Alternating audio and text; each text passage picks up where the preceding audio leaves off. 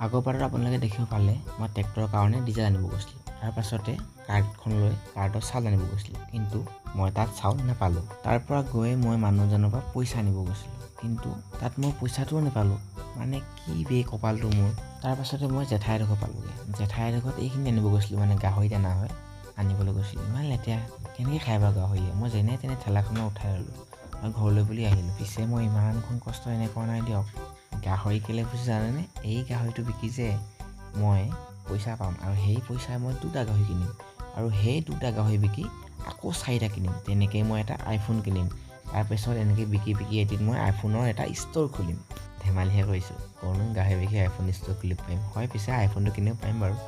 এইবোৰ চব বাদ দি ঠেলাখন থৈ আহিলোগৈ। যিহেতু ঠেলাখন আনিছিলোঁ ন, দায়িত্ব হয়, থ'বগৈ লাগিব। ঠেলাখন থৈ আহিলোগৈ। আজি পিছে ৰাতিপুৱা শুই উঠি ইমানখিনি কৰিলোঁ, দেখালোঁ। যিমানখিনি পাওঁ ছাবস্ক্ৰাইব এটা কৰি দিব। Bye bye.